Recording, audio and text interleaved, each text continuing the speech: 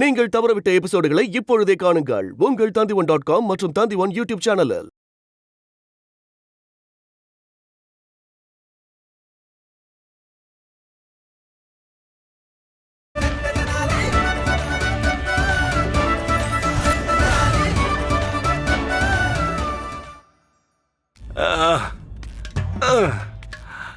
அம்மா, வணக்கம் ஆச்சாரியரே. மகாராஜா வாழ்க. என்னாச்சு குருதேவா? ஏன் உங்க நிலைமை எப்படி இருக்கு? என்னாச்சு குருதேவா, நீங்க ரொம்ப சோர்வா தெரியுறீங்க. அப்படிலாம் ஒண்ணும் இல்ல மகாராஜா. அது ஒண்ணும் இல்ல, இடுப்பு கொஞ்சம் வலிக்குது. உண்மையை சொல்லுங்க குருதேவா, உங்களை பல்லக்கு தூக்க வைக்கிற தைரியம் யாருக்கு வந்துச்சு? பல்லக்கா? யார் பல்லக்க தூக்குனது? நான் ஒன்னும் பல்லக்க தூக்கலையே. மகாராஜா, நீங்க தப்பா புரிஞ்சுக்கிட்டீங்கன்னு நினைக்கிறேன். நான் அந்த பல்லக்குல உட்காந்து தான் வந்தேன். நானே என் கண்ணால பார்த்தேன். அந்த பல்லக்க நீங்க தான் தூக்குனீங்க. என்னோட ஒரு வேண்டுகோள் மகாராஜா. சொல்லுங்க. அது என்னன்னா மகாராஜா, பண்டிதர் ராமகிருஷ்ணனை இந்த அரசவையில இருந்து வெளியே போக உத்தரவிட்டீங்க. அதை திரும்ப பெறணும். தப்பு செஞ்சதுக்கான தண்டனைய அவன் அனுபவிச்சுட்டான் மகாராஜா. அதனால அவன் இந்த அரண்மனைக்குள்ள திரும்ப வர்றதுக்கு நீங்க அனுமதிக்கணும் மகாராஜா. முடியாது. என்னால பண்டிதன் ராமகிருஷ்ணனை மறுபடியும் உள்ள வர அனுமதிக்க முடியாது.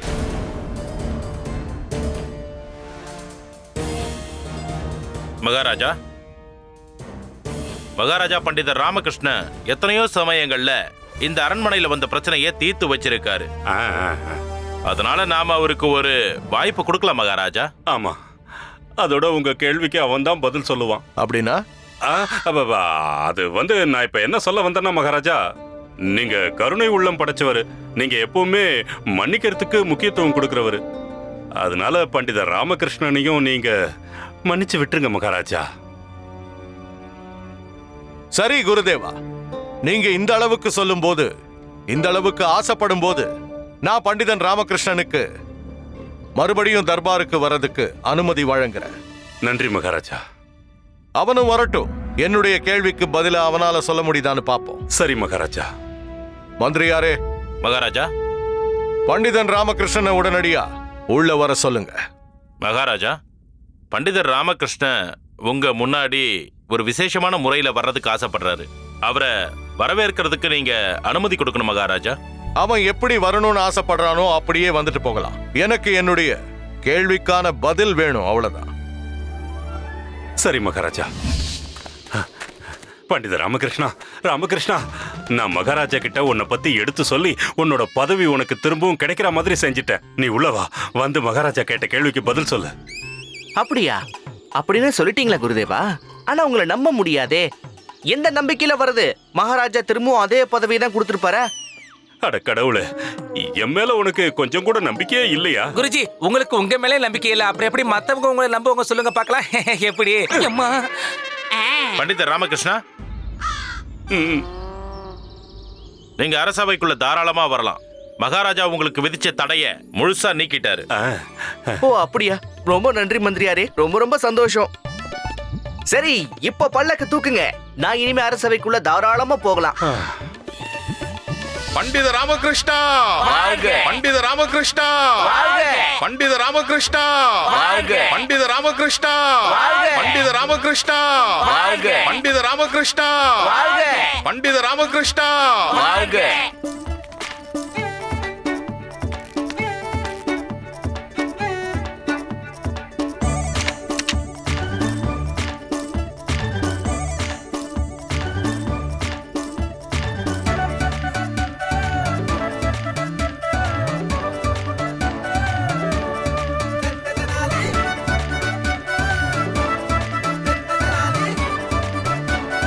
பண்டிதனே ராமகிருஷ்ணா, இது எந்த மாதிரி விளையாட்டு?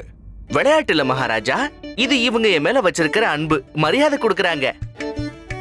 நீ இங்க என்னுடைய கேள்விக்கு பதில் சொல்ல வந்தியா, இல்ல என்ன கேலி செஞ்சு என்ன அவமானப்படுத்த வந்தியா? மகாராஜா, நான் உங்க கேள்விக்கு தான் பதில் சொல்லிக்கிட்டு இருக்கேன். இது எப்படி பதிலாகும்? எனக்கு ஒண்ணும் புரியல ராமகிருஷ்ணா. விஷயத்தை தெளிவா சொல்லு. இவங்கள யார் உண்மையான குற்றவாளின்னு எனக்கு விளக்கமா சொல்லு.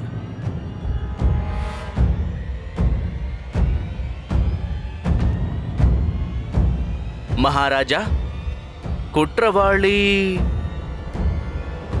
நீங்க தான்.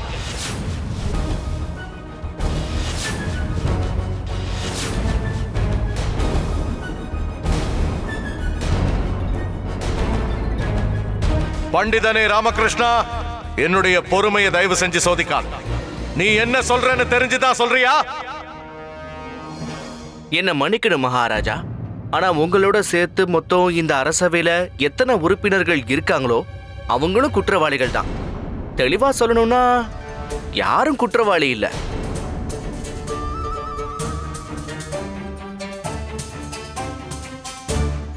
ம். இவனை இந்த அரசவைக்குள்ள கூட்டிட்டு வந்தது நல்லதா போச்சு.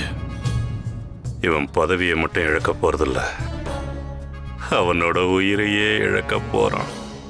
உன்னோட கருத்தை தெளிவா சொல்லு ராமகிருஷ்ணா.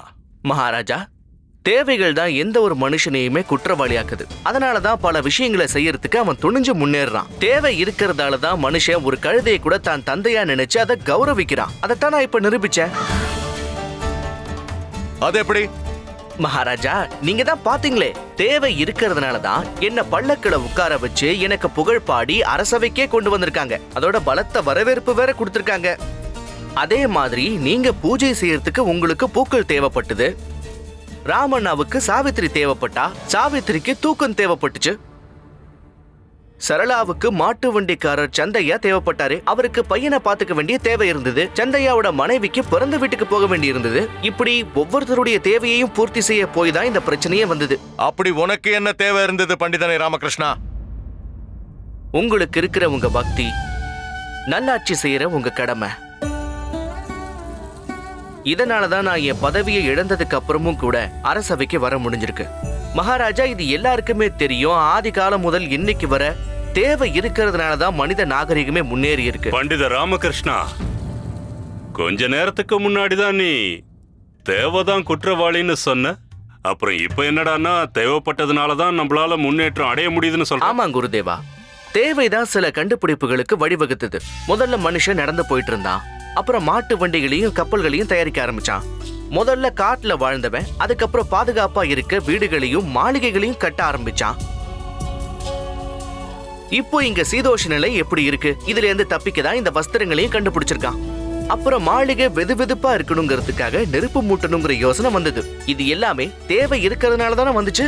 அப்புறம் இந்த தேவைகள் தான் குற்றவாளியும் கூட. ஒருவேளை இந்த தேவைகள் எல்லாம் குற்றவாளி கிடையாதுன்னா இங்க இருக்கிற யாருமே குற்றவாளிகள் கிடையாது. இதுதான் உங்க கேள்விக்கான பதில் மகாராஜா. அற்புதம் பண்டிதனே ராமகிருஷ்ணா, அற்புதம். எனக்கு என்னுடைய கேள்விக்கான பதில் கிடைச்சிருச்சு.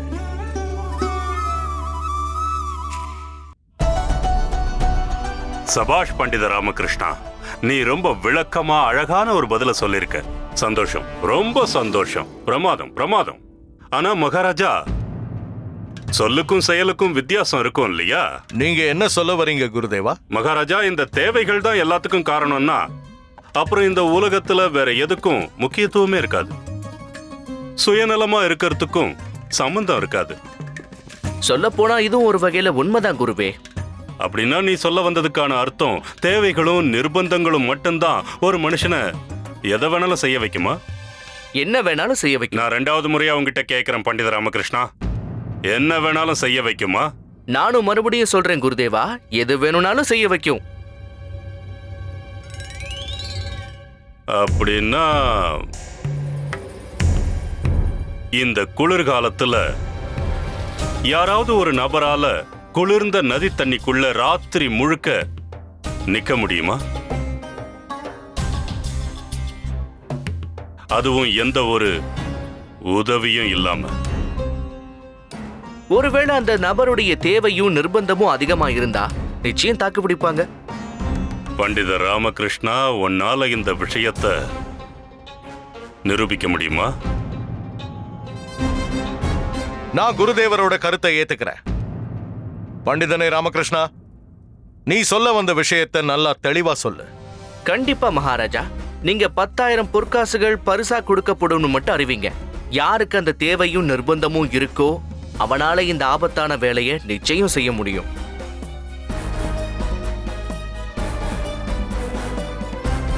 அனுமதி வழங்குறேன்.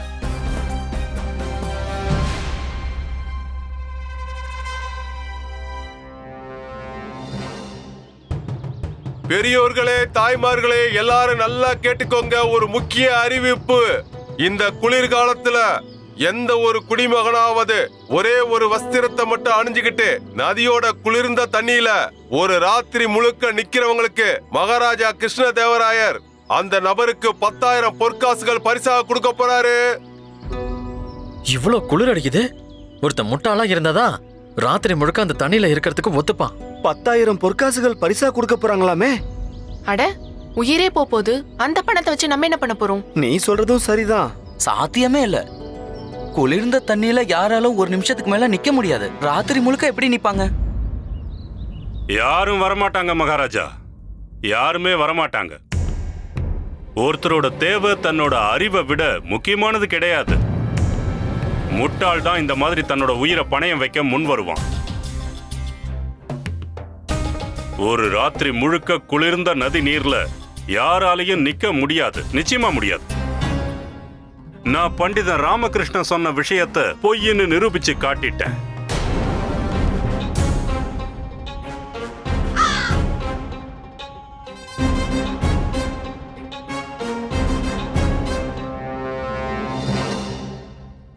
மகாராஜா,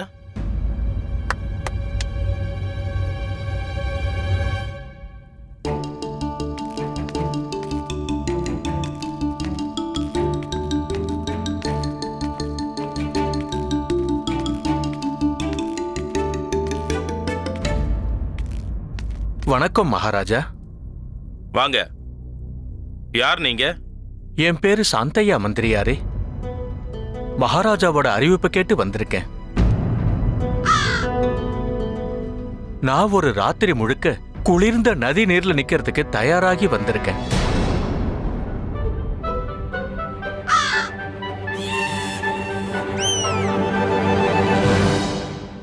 முட்டாளா நீங்க? முட்டாளான்னு கேக்குறேன். உயிர் மேல உங்களுக்கு ஆசை இல்லையா?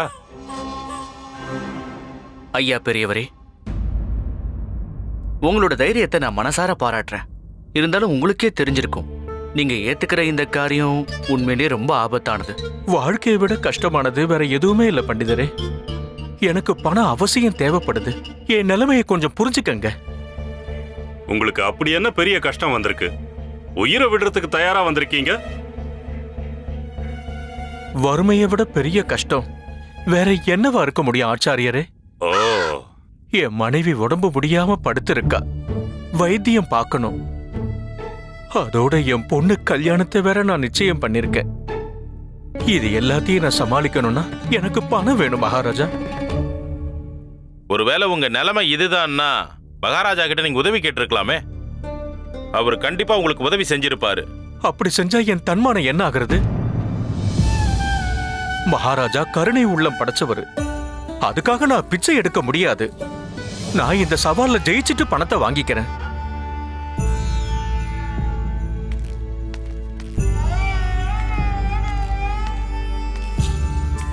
பாத்தீங்களா குருதேவா, இவருடைய தேவைதான் இவரை இந்த அளவுக்கு கட்டாயப்படுத்தியிருக்கு.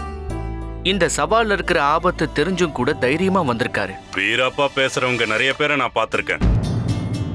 குளிர்ந்த நதி நீர்ல இவரால காலடி கூட எடுத்து வைக்க முடியாது. நான் வெறும் பேச்சுக்கு சொல்லல ஆச்சாரியரே. நான் இந்த சவாலை ஏத்துக்கிறதுக்காக தான் இங்க வந்திருக்கேன். நல்லது நல்லது. இருந்தாலும் என்னால உங்களுக்கு உங்க தேவைகளை பூர்த்தி செஞ்சுக்கிற அளவுக்கு பணம் கொடுக்க முடியும்.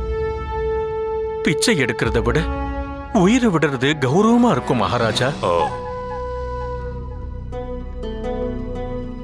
எதுக்கும் இன்னொரு தடவை யோசிச்சு முடிவெடுங்க.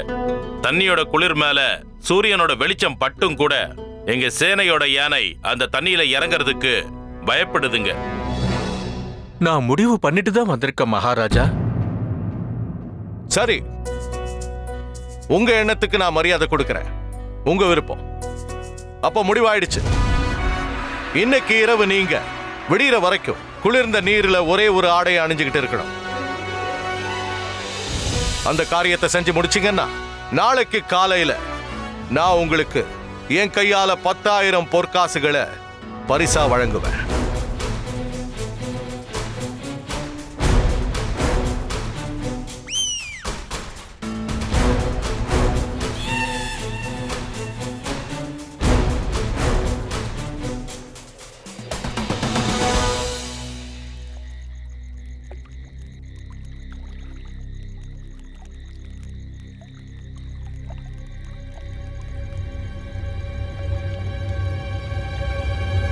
நல்ல வேலை குருஜி, குருமாதா வேண்டுதல்ன்ற பேர்ல உங்களுக்கு இப்படி ஒரு தண்டனையை கொடுக்காம விட்டுட்டாங்க. இல்லன்னா உங்க எலும்புல அப்படியே உறைஞ்சு போயிருக்கும். பயந்துட்டான் கிழவன். குருஜி, நீங்க ஒரு காரியம் பண்ணுங்க. உடனே இந்த நதியில இறங்கி ஒரு முங்கி எந்திரிச்சு வாங்க. சூடா இருக்கா குளிர்ச்சியா இருக்கான்னு வெளியில வந்து எங்க கிட்ட சொல்லுங்க குருஜி. டேய் முட்டாள், இந்த குளிர்காலத்துல இந்த தண்ணி எப்படிடா சூடா இருக்கும்னு சொல்ற? இதுல ஆச்சரியப்படுறதுக்கு ஒண்ணுமே இல்ல குருஜி. பண்டித ராமகிருஷ்ணன் முடியாத காரியம் எல்லாத்தையும் முடிச்சு காட்டுவான். உங்களுக்கு தான் தெரியுமே. யாருக்கு தெரியும்? பண்டித ராமகிருஷ்ணன் கொடுத்த வாக்குறுதிக்காக இந்த குளிர்ந்த தண்ணியை சூடாக்குறதுக்கு கூட அவர் ஏதாவது முயற்சி செஞ்சிருப்பாரு. ஆமாம் குருஜி.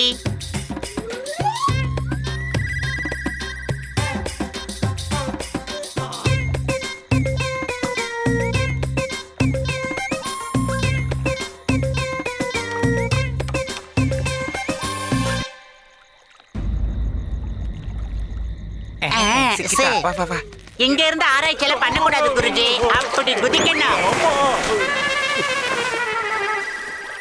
ஐயோ, கிழவ செத்துட்டா. செத்து போயிட்டாரு இல்லடா குருஜி, உள்ள விழுந்துட்டாருன்னு சொல்லணும். மணி, குளிர் தாங்காம இந்த கிழவ கண்டிப்பா செத்து போயிடுவாட்டா. என்னடா கிழவனுக்கு சாமி வந்துருச்சா? யாராவது குருஜியை காப்பாத்துங்க. அது அப்படியே தூக்குங்க. வீரர்களே, தாமதமாவே வாங்க. போய் ஆச்சாரியரை கூட்டிட்டு வாங்க சீக்கிரம். பாத்தியா, இந்த கிழவனுக்கு இனிமே எந்த சந்தேகமும் வராது. ஏன்னா தண்ணி ரொம்ப குளிர்ச்சியா இருக்கு. ஆனா இந்த கிழவன் தான் தப்பிச்சுட்டானே மணி. ஆச்சாரியார உடனே அவர் வீட்டுல விட்டுட்டு வாங்க.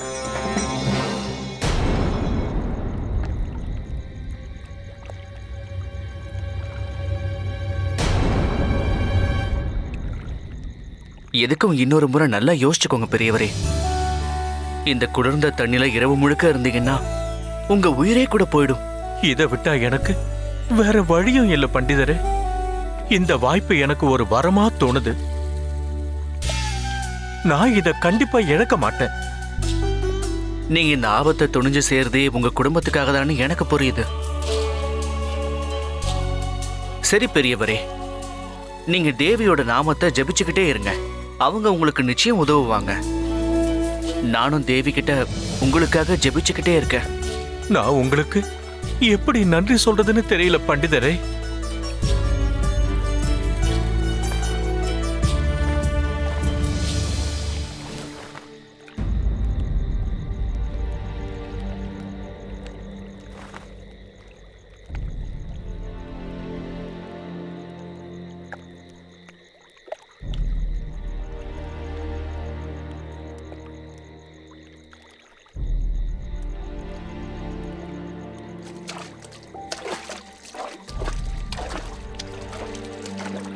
அம்மா தாயே, இந்த பெரியவரை காப்பாத்துமா. இவர் முயற்சியில இவர் வெற்றி அடையணும். நீதான் துணை இருக்கணும்.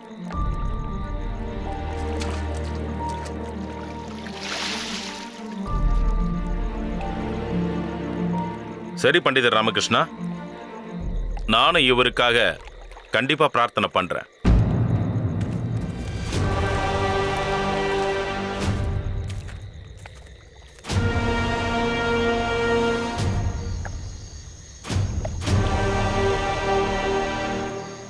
ஐயா பெரியவரே, மனசுக்குள்ள தேவியை நல்லா வேண்டிக்கோங்க. அதனால உங்களுக்கு சக்தி கிடைக்கும்.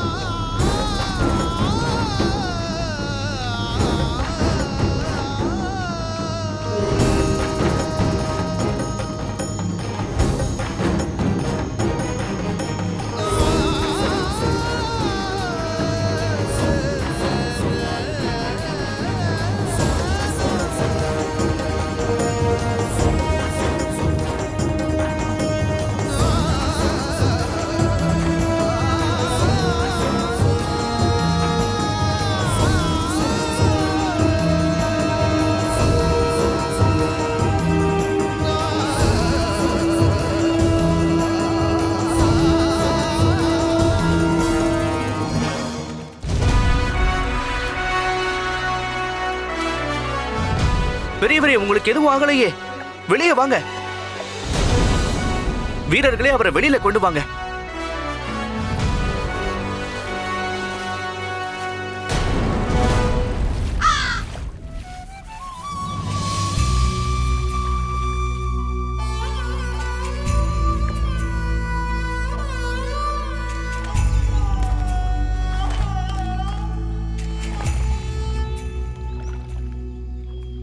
வாழ்த்துக்கள் பெரியவரே. சாத்தியமே இல்லைன்னு சொன்னதையும் நீங்க சாதிச்சு காட்டியிருக்கீங்க. இனி உங்க குடும்பத்துல இருக்கிற எல்லா பிரச்சனைகளுமே தீர்ந்து போயிடும். ஆச்சரியமா இருக்க. உங்களுக்கு எதுவும் ஆகலையா? நல்லாதான் இருக்கீங்களா? நீங்க மோசடி வேலை எதுவும் செய்யலல்ல?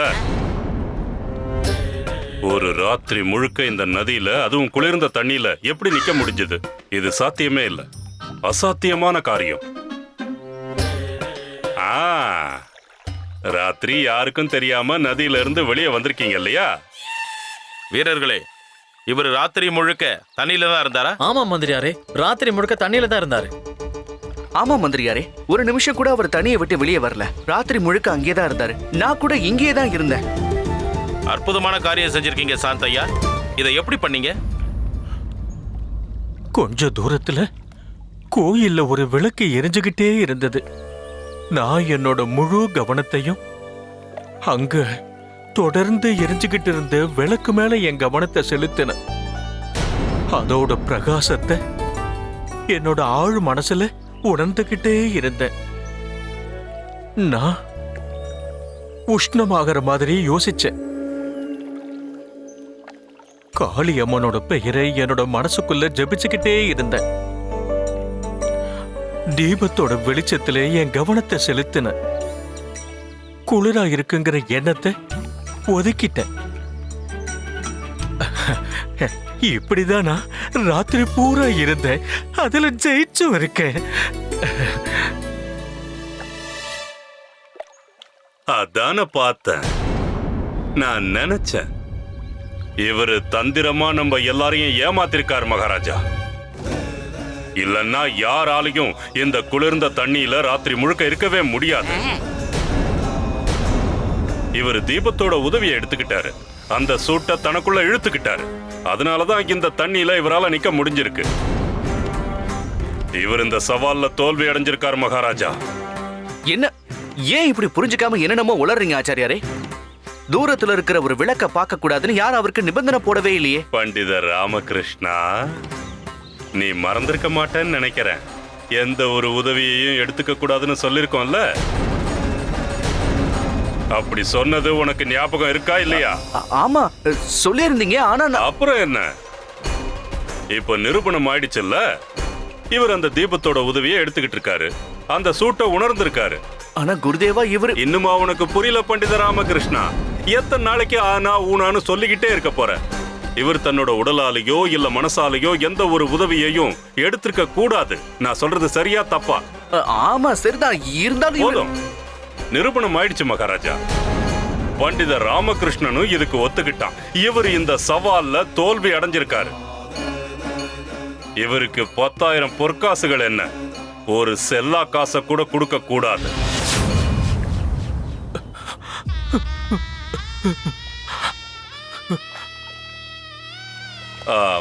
மகாராஜா, சவால்னு வந்துட்டா இதெல்லாம் சகஜம் தானே. விதிமுறையை மீறக்கூடாது. இவரால விதிமுறைகளை சரியா கடைபிடிக்க முடியல. அதனால இந்த விஷயத்தை இதோட விட்டுருவோம். என்ன பண்டித ராமகிருஷ்ணா? பண்டித ராமகிருஷ்ணா,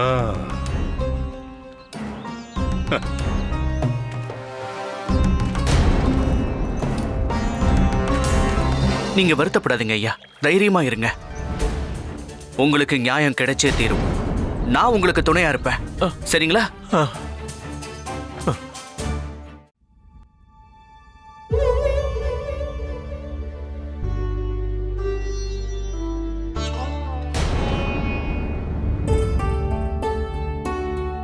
எடுத்துக்கோங்க. எதை? உங்க முன்னாடி நான் சாப்பாடு வச்சிருக்கேன், அதை எடுத்து நல்லா சாப்பிடுங்க. காலையில இருந்து நீங்க எதுவுமே சாப்பிடாம இருக்கீங்க.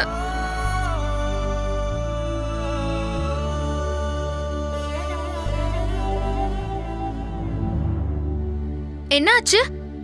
ஏன் காலையில இருந்து அமைதியாவே உட்காந்துருக்கீங்க? யார் கூடயும் எதுவும் பேசவும் மாட்டேங்கிறீங்க. இப்போ என்னதான் பிரச்சனை?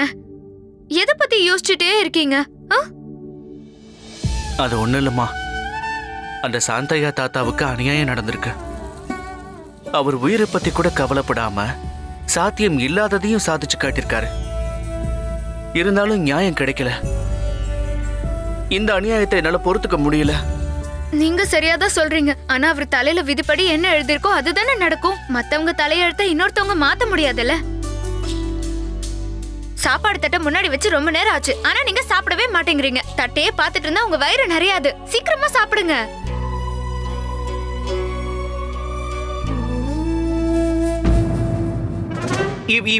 இப்படி என்ன சொன்ன? மறுபடியும் ஒரு தடவை சொல்லு.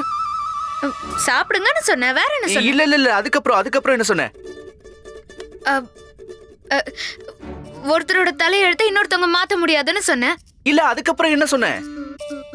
தட்டையே பாத்துட்டு இருந்தா வயிறு நிறையாதுன்னு சொன்ன. சாப்பிட்டாதான் வயிறு நிறையும். சாப்பிடுங்க.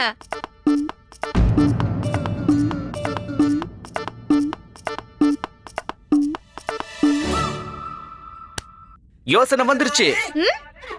இப்ப பாருங்க, நான் அந்த சாந்தையா பெரியவருக்கு நியாயம் கிடைக்க உதவி பண்ணுவேன். மகாராஜா, விஜயவாடா சமஸ்தானத்துல ஒரு பெரிய பிரச்சனை உருவாகி இருக்கு. அந்த பிரச்சனைக்கு தீர்வு கண்டுபிடிக்கணும்னா நான்...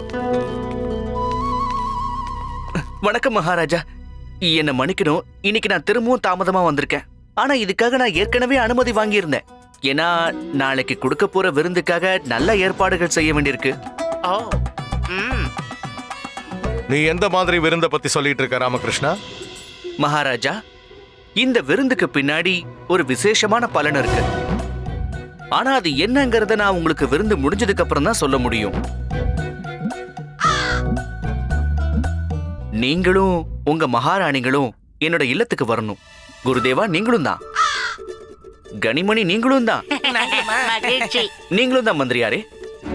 உங்க எல்லாருக்கும் விருந்துக்கு அழைப்பு கொடுக்கறதுக்காகத்தான் நான் இப்ப இங்க வந்திருக்கேன். அவ்வளவுதான்.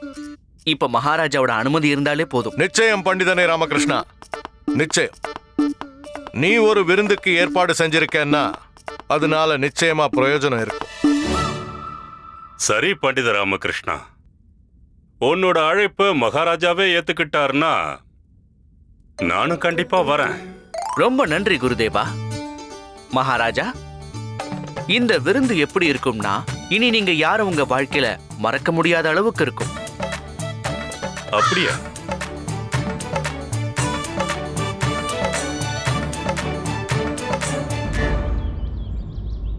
ஐயோ, சீக்கிரம் ஆகட்டும். அவங்க எல்லாரும் வர நேரம் ஆயிடுச்சு. இந்த வேலை முடிஞ்சது. ஏய், ஐயோ, ஏய், நில்லு. முதல்ல நீயே போ மாட்டாயே, போ. ஏய், ஒரு நிமிஷம் இரு. என்னங்க, நான் வேலை செஞ்சுட்டு இருக்கேன்ல. நானும் வேலை விஷயமா தானே சுத்திக்கிட்டு இருக்கேன். சரி கவலைப்படாதீங்க. சமையல் எல்லாம் தயாராயிடும். அதுவும் சுவையான சமையல். இல்ல 3 விஷயங்களை ஞாபகம் வச்சுக்க. லட்டுவை அம்மா கண்ணுல படாம பாத்துக்க. இல்லனா பாத்திரத்துல இருக்கிற எல்லா லட்டுவையும் அவங்களே முழுங்கிடுவாங்க. விருந்தாளிங்க வெறும் வயித்தோட தான் போகணும். அத பத்தி நீ கவலைப்பட வேண்டிய அவசியமே இல்ல. நான் லட்டுவை சாப்பிடவே மாட்டேன். இருந்தாலும் லட்டுவோட ருசி எப்படி இருக்குன்னு பார்த்துதானே ஆகணும். அதுல குறை இருக்க கூடாதுல்ல. அதனாலதான் நானு 5 லட்டுவை சாப்பிட்டுட்டீங்களா? ரொம்ப ருசியா இருந்துச்சா? போது கொடுத்துருமா. சாப்பிட்டது போதுமா? 5 பத்தாது அவனுக்கு. இன்னொரு முக்கியமான விஷயம், அந்த விருந்து ஏற்பாடுகளை பாத்தியா, எல்லாத்தையும் தயாராவே வச்சுக்க. சாப்பாட்டுல எந்த ஒரு குறையுமே இருக்க கூடாது. எல்லாரும் பயங்கர பசியோட வருவாங்க. நீங்க எத்தனை தடவை தான் ஞாபகப்படுத்திட்டே இருப்பீங்க. நான் எல்லாத்தையும் சரியா தயார் பண்ணிட்டேங்க. மகாராஜா கிருஷ்ணதேவராயர் வருகை தருகிறார்.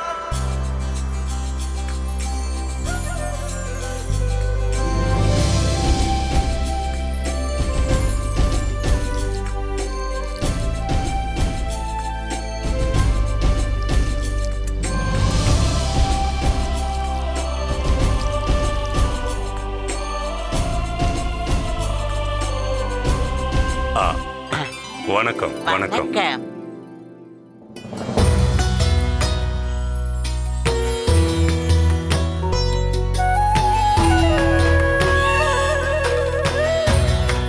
பாயாசம் அதிரசம் எடுத்துக்கோங்க. அப்பதான் பசியை நல்லா துண்ணி விடும். நீங்களும் வயிறு நிறைய சாப்பிடலாம். குடிங்க குடிங்க.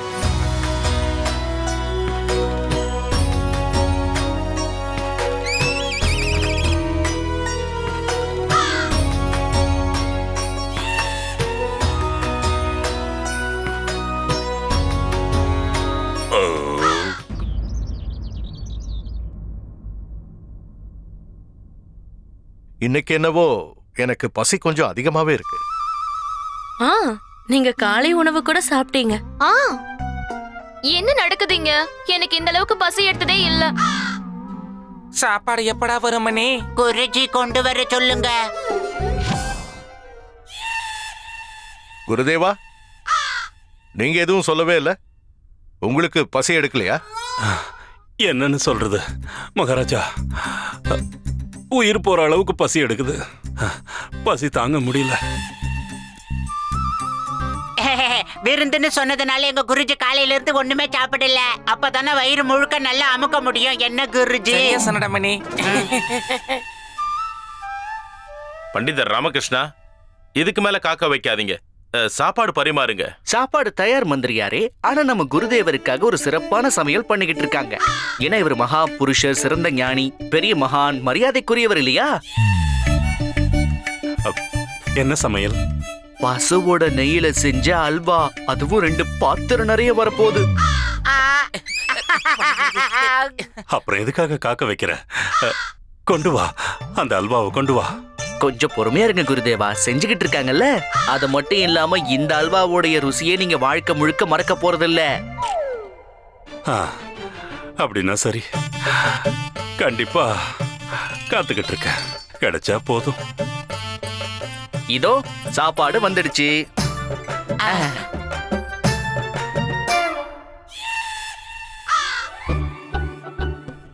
இன்னும் கொஞ்சம் சாப்பிட்டுட்டு வாங்கிக்கிங்க. அவருக்கு அவசரம்டா.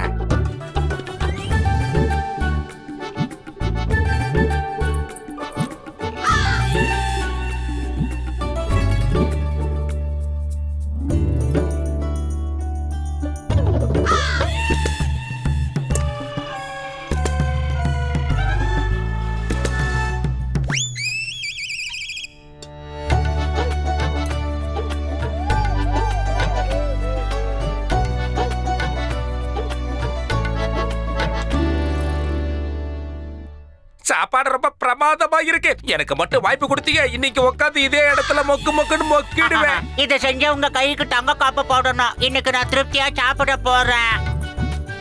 பண்டிதர் ராமகிருஷ்ணா. என்ன குருதேவா? எனக்கு ஒரு விஷயத்த சொல்றியா? இந்த அல்வா எங்க? சமைச்சாச்சே. உங்களுக்கு வாசனை வருது இல்ல? வாசனை வருது, ஆனா அல்வா தான் வரல. வரும் வரும். இன்னும் கொஞ்ச நேரத்துல வந்துடும்.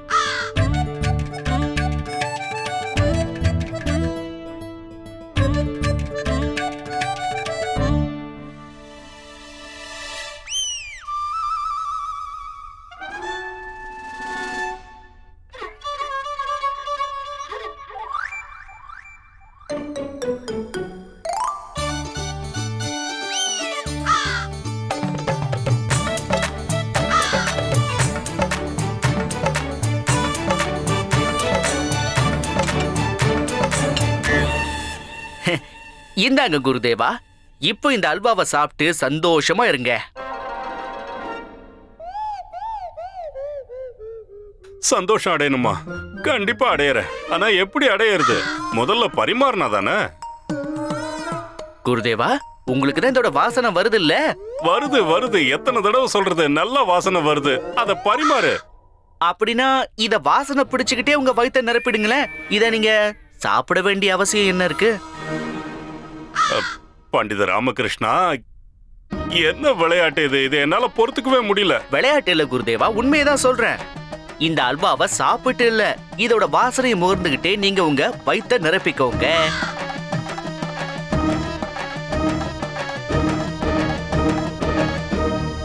அவமானம், பெருத்த அவமானம். என்னாச்சு குருதேவா? மகாராஜா, இவனோட வீட்டுக்கு நம்ம எல்லாரையும் விருந்துக்கு கூப்பிட்டு என்ன அவமானப்படுத்திட்டான் இந்த ராமகிருஷ்ணன். இல்ல குருதேவா, அப்படியெல்லாம் இல்ல. நான் உங்களுடைய விதிமுறைகளை தான் பிசுறு தட்டாம கடைபிடிச்சிட்டு இருக்கேன். நீ சொல்றதை என்னால நம்ப முடியாது பண்டித ராமகிருஷ்ணா. கோபப்படாதீங்க குருதேவா, இந்த அல்வாவுடைய வாசனைய ருசி பாருங்களேன். ருசி பார்க்கணுமா? எப்படி ருசி பார்க்கறது? முட்டாள் மாதிரி பேசிக்கிட்டு இருக்காத. அல்வா அங்க இருக்கு, நான் இங்க இருக்கேன்.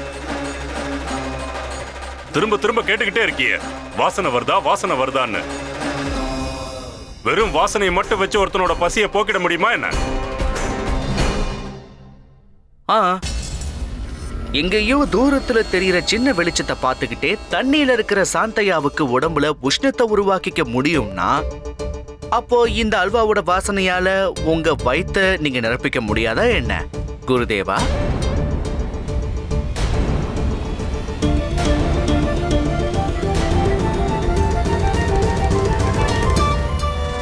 நல்ல விளக்கம்தான். பண்டிதர் ராமகிருஷ்ணன் சொன்ன விஷயம் உண்மைன்னு ஆமோதிக்கிறேன் குருதேவா. சொல்லுங்க குருதேவா, இந்த அல்வாவோட வாசனையால உங்க வயிறு இந்நேரம் நிரம்பி இருக்கணும் இல்லையா? இல்ல. அப்படின்னா அந்த தீபத்துடைய ஒளியால சாந்தையாவுடைய குளிர் போயிருக்குமா என்ன? கண்டிப்பா இல்ல. அப்படின்னா அந்த பெரியவர் அந்த சவால்ல தோத்து போயிட்டாரா? இல்ல இல்ல.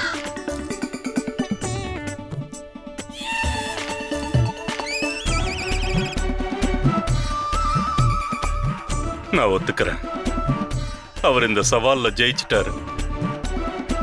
அவரோட தேவைதான் அவருக்கு சாத்தியமில்லாத காரியத்தை சாத்தியமாக்க வச்சிருக்கு. அற்புதம் பண்டிதனே ராமகிருஷ்ணா.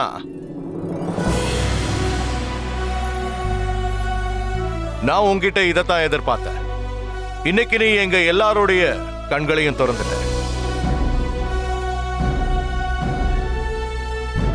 இன்னைக்கு நான் அறிவிக்கிறேன், சாந்தையா அன்னைக்கு பரிசுக்கு தகுதியானவராய் இருந்தார். அதனால அவரை நாளைக்கு காலையில ராஜ தர்பாருக்கு வர சொல்லுங்க. மகாராஜா, அவரை நாளைக்கு கூப்பிட வேண்டிய அவசியமே இல்லை.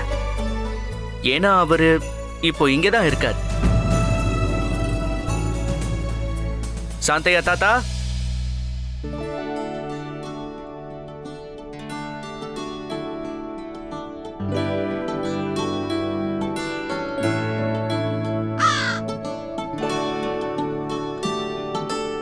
பண்டிதனே ராமகிருஷ்ணா, உன்னுடைய தன்னம்பிக்கையை நினைச்சு எனக்கு பெருமையா இருக்கு. இன்னைக்கு இவருக்கு நியாயம் கிடைக்குங்கிற நம்பிக்கை உன் மனசுல இருந்திருக்கு. ஒருவேளை இன்னைக்கு நான் என் கையில 10,000 பொற்காசுகளை கொண்டு வந்திருந்தேன்னா இவருக்கு இப்பவே கொடுத்திருப்பேன். அது இவருடைய சொத்து. ஆனா மகாராஜா, நீங்க உங்க விருப்பத்தை தெரிவிச்சதுக்கு அப்புறம் அது என்னைக்காவது நடக்காம போயிருக்கா? நீங்களே சொல்லுங்க. அப்புறம் நான் உங்க கூட இருக்கிறதுல என்ன பிரயோஜனம்னு சொல்லுங்க. நீங்க இப்பவே இவருக்கு பரிசு கொடுக்கணும்னு முடிவு பண்ணிட்டீங்க. அது கண்டிப்பா நிறைவேறும். நான் அதுக்கான ஏற்பாடுகளை பண்ணிட்டேன் மகாராஜா. மந்திரியாரே, நீங்களுமா?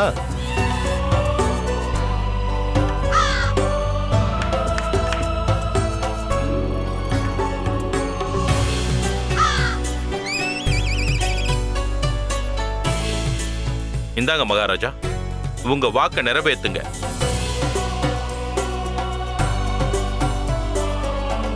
சாந்தையா அவர்களே. வணக்கம் மகாராஜா. இந்தாங்க, வாங்கிக்கங்க உங்க பரிசு. இன்னைக்கு மறுபடியும் நிரூபணம் ஆயிடுச்சு, எங்க பண்டிதன் ராமகிருஷ்ணன் இருக்கானோ அங்க யாருக்கும் அநியாயம் நடக்க வாய்ப்பே இல்லை. மிக்க நன்றி.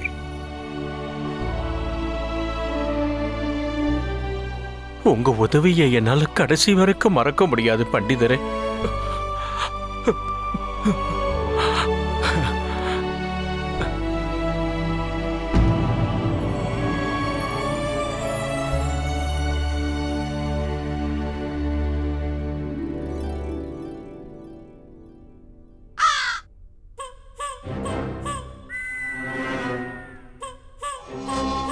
பண்டித ராமகிருஷ்ணா. சொல்லுங்க குருதேவா. அல்வா. அதை தரேன். குருதேவா, இந்த அல்வாவை பிரத்யேகமா உங்களுக்காகவே தயாரிச்சிருக்கோம். சாப்பிடுங்க, நல்லா திருப்தியா சாப்பிடுங்க. ரொம்ப நன்றி.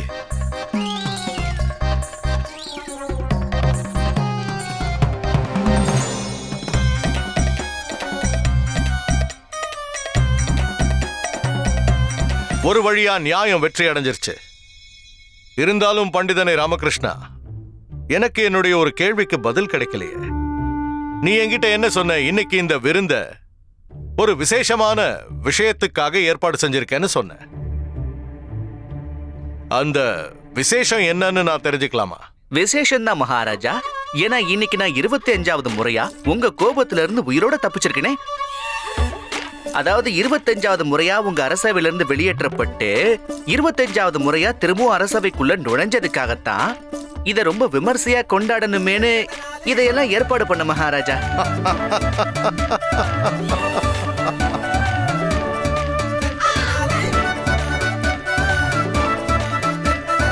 அற்புதம் பண்டிதனை ராமகிருஷ்ணா, அற்புதம்.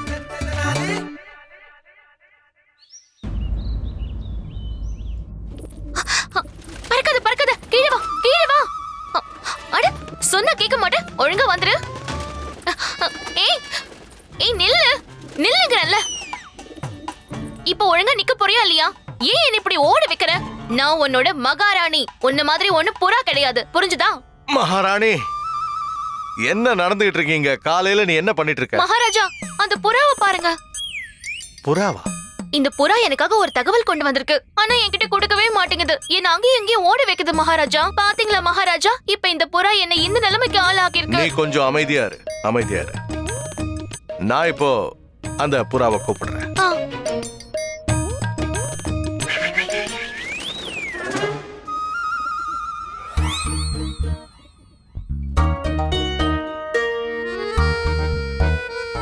இதோ தகவல்.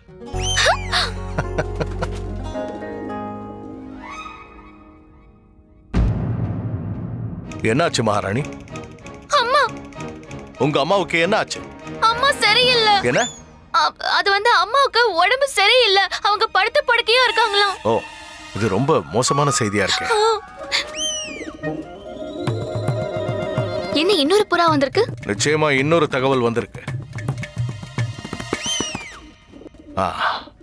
இது இன்னொரு தகவல்.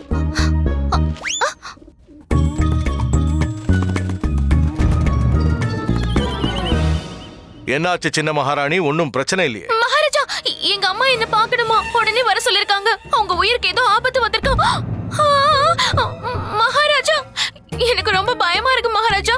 அம்மாவை நினைச்சா ரொம்ப கவலையா இருக்கு. ஒண்ணும் இல்ல, மகாராஜா. அமைதியா இரு. நீ கொஞ்சம் தைரியமா இரு மகாராணி. எல்லாம் நல்லபடியா நடக்கும். மகாராஜா, இன்னொரு புறா வந்திருக்கு.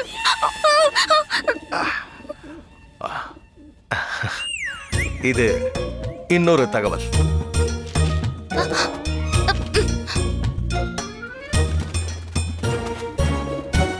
இதுல என்ன எழுதியிருக்கு மகாராணி? மகாராஜா, இந்த தகவலை நீங்களே படிச்சு சொல்லுங்களேன். கெட்ட செய்தி எதுவுமே இருக்க கூடாது. எனக்கு இது படிக்க தைரியமே இல்ல. பயப்படாத, நான் படிக்கிறேன். போச்சு. மகாராணி, மகாராணி, அமைதியாரு. நீ அமைதியாரு. ஒண்ணும் இல்ல. இதுல என்ன எழுதி இருக்குன்னு முழுசா கேளு. இதுல என்ன எழுதி இருக்குன்னா, உங்க அம்மா கடவுளை தரிசிக்க கோயிலுக்கு போயிருக்காங்க. இப்ப மறுபடியும் அரண்மனைக்கு வந்து சேர்ந்துட்டாங்க. இப்போ ஓய்வு எடுத்துக்கிட்டு இருக்காங்க. ஆனா ஒண்ணு, அவங்களுக்கு உடல் நலம் கொஞ்சம் சரி இல்லதான். அவங்க உங்களையே நினைச்சிட்டு இருக்கிறதும் உண்மைதான். அப்போ மகாராஜா, நீங்களும் என் கூட வாங்கல. அது சாத்தியமா இருந்தா நல்லதா இருக்கும் மகாராணி. ஏன் மகாராஜா, ஏன் சாத்தியமா இருக்காதுன்னு சொல்றீங்க? சின்ன மகாராணி, நான் ஒரு ராஜா. நான் ராஜ சிம்மாசனத்தை அப்படியே விட்டுட்டு எப்படி வர முடியும் சொல்லு? எனக்கு எத்தனை கடமைகள் இருக்கு. மொத்த ராஜ்யத்தையும் என் தோள் மேல நான் சுமந்துகிட்டு இருக்கேன். அப்போ எங்க அம்மா, அவங்க உங்களுக்கு முக்கியம் இல்லையா? அவங்க உங்க கடமை இல்லையா? ஆமா, நிச்சயம் அவங்களும் இல்ல. அப்படி இருந்திருந்தா நீங்க என்ன நிச்சயமா தனியா போன்னு சொல்லிருக்க மாட்டீங்க. சின்ன மகாராணி, நான் சொல்றத நீ புரிஞ்சுக்க மாட்டேங்கிற. ஆமா, நான் தான் சரியா புரிஞ்சுக்கல. ஏன்னா நான் ஒரு முட்டாளாச்சே. இல்ல, நீ முட்டாள்னு உன்கிட்ட யார் சொன்னது? நான் முட்டாள் கிடையாதுன்னா வேற என்ன? படி கட்டின முட்டாள். அதனால தான் நீங்க என் மேல அன்பு வச்சிருக்கீங்கன்னு நான் உங்களை ரொம்ப நம்பினேன். அதுதானே உண்மை? இல்ல, உங்களுக்கு என் மேல கொஞ்சம் கூட அன்பே இல்ல. ஒருவேளை இருந்திருந்தா நீங்க கண்டிப்பா என் கூட இப்ப வந்திருப்பீங்க. என் மேல அன்பு இருந்திருந்தா இப்படி தனியா போன்னு சொல்லிருக்க மாட்டீங்கல்ல. உங்களுக்கு என் மேல அன்பு இருந்திருந்தா நீங்க என்ன இப்படியே அழ விட்டுருக்க மாட்டீங்க. என் மேல உங்களுக்கு அன்பு இருந்திருந்தா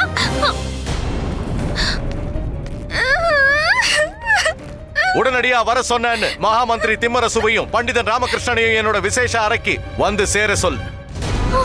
நான் இப்பவே இந்த கடமை அவங்க கிட்ட சொல்ல விரும்புறேன். நான் சின்ன மகாராணி திருமலம்பாவோட அம்மாவை சந்திக்க அவங்க ஊருக்கு போறேன். மகாராஜா,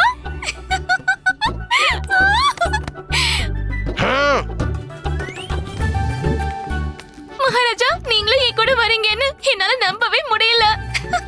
ஆமா மகாராணி, நான் உன் கூட வரப்போறேங்கிற விஷயத்த என்னாலையும் நம்பவே முடியல.